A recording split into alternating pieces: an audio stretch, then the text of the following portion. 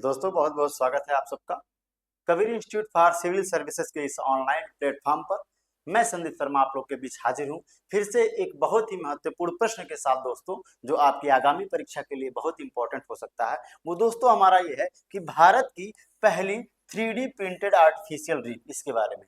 दोस्तों सबसे पहले क्या है कि जो 3D प्रिंटेड आर्टिफिशियल रीफ है, ये किसके अंतर्गत, इस किस योजना के अंतर्गत बन रहा है दोस्तों। तो आपको याद रखना है दोस्तों, ये पीएम मत्स्य संपदा योजना के दूसरे चरण के अंतर्गत तमिलनाडु के समुद्री पर्यावासों पुनर्स्थापना और समुद्री जैव विविधता के संरक्षण को बढ़ावा देने के लिए भारत सरकार द्वारा दोस्तों इसका पहला मॉड्यूल प्रस्तुत किया जा रहा है। दोस्तों ये कहां पर अवस्थित है, किस प्रकार इसकी संरचना है, तो आप इस स्लाइड में इस चित्र के माध्यम से देख सकते हैं कि एक प्रकार का आर्टिफिशियल रीफ है जो कि तमिलनाडु में मन्नार खाड़ी के पास दोस्तों क्या है, कुछ जगहों को चिन्हित करके वहां पे इसका उसको समुद्र में डाला जा रहा है।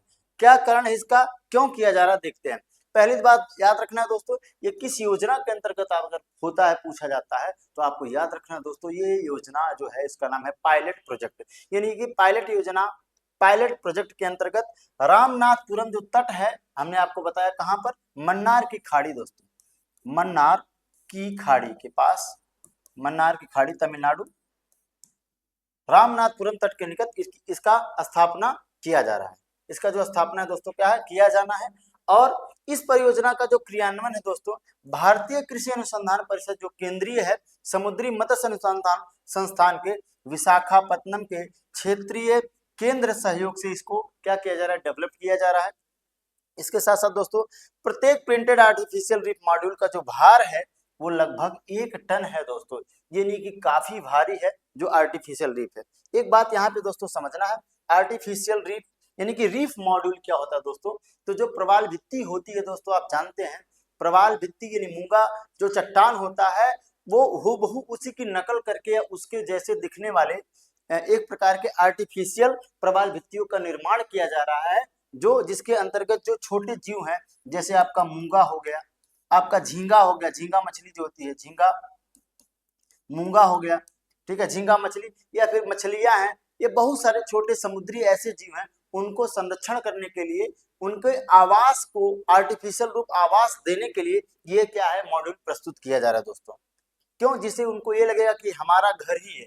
3D प्रिंटेड मॉड्यूल में दोस्तों लोहे के सरिये का प्रयोग नहीं किया जा रहा है, यानी एक ऐसा मॉड्यूल है दोस्तों जिसमें लोहे का कोई उपयोग नहीं है। और इसके साथ साथ हमने आपको क्या बताया, इसमें प्रवाल, स्पंज, रीफ से जुड़े हुए जितने भी प्रकार के समुद्री जीव होते हैं, इनका दोस्तों क्या किया जाएगा, इनका संरक्षण, इनका सतही क्षेत्र और आवास उपयुक्तता को बढ़ाना, अर्थात उनको हमने कहा क्या, हूबहू ऐसे लगे कि उनका ही घर है, उनका आवास है, उसमें वो प्रजनन कर सकते हैं, अपनी संख्या बढ़ा सकते हैं। ऐसा क्यों किया जा रहा है दोस्तों, तो पर्यावरण में बहुत कारणों की वजह से क्या हो रहा है कि जो नेचुरल है, जो प्राकृतिक रीफ है, उनका क्षरण हो रहा है, इसलिए सरकार इस योजना के माध्यम से उसको बढ़ावा देने के लिए ऐसा कर रही है। तो इसमें केंद्र और राज्य सरकार का जो अनुपात है दोस्तों वो क्या है, 60:40 का है, यानी 3:2 के अनुपात में क्या है, इन दोनों का अनुपात है। और संयुक्त रूप से क्या है दोस्तों, वित्त पोषित है, इसे समझना है। इसके साथ साथ तमिलनाडु के 213 स्थलों पर इसको चिन्हित करके हमने आपको बताया दोस्तों क्या है, व्यापक रूप से आर्टिफिशियल रीफ का प्रोजेक्ट का जो हिस्सा है वो तैयार किया जा रहा है।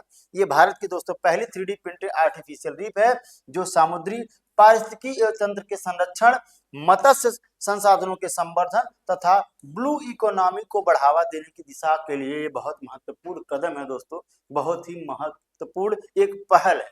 तो दोस्तों इसमें एक पॉइंट इसको भी याद रखना है, ब्लू इकोनॉमी। दोस्तों हमारा ये वीडियो ना ज्यादा बड़ा ना होने पाए, इसलिए मैं कम से कम क्वेश्चन को, यानी कम समय में ज्यादा से ज्यादा प्रश्नों को या पढ़ने आपको परीक्षा में के लिए बहुत जो इंपॉर्टेंट है उसी प्रश्नों को मैं आपके समक्ष लेकर आता हूं। इसमें एक पॉइंट है दोस्तों आपको याद रखना है, ब्लू इकोनॉमी। दोस्तों ब्लू इकोनॉमी क्या होता है, पारिस्थितिकी तंत्र को इस प्रकार से प्रेजेंट किया जाए जिससे, यानी कि समुद्री जो मरीन इकोसिस्टम होता है, आपका समुद्री पारिस्थितिकी होता है, इकोसिस्टम होगा, वो क्या हो जाए दोस्तों, उसको बिना नुकसान पहुंचाए आर्थिक क्षेत्र को बढ़ावा देना हमारा क्या कहलाता है, ब्लू इकोनॉमी कहलाता है। यानी बहुत सारे व्यापार समुद्र के माध्यम से भी होते हैं, यानी समुद्र में किसी भी प्रकार की क्षति ना होने पाए, उनका नुकसान ना होने पाए, पर्यावरण की दृष्टि से ही उसी को हम लोग कहते हैं, इस माध्यम से इसको समझ सकते हैं।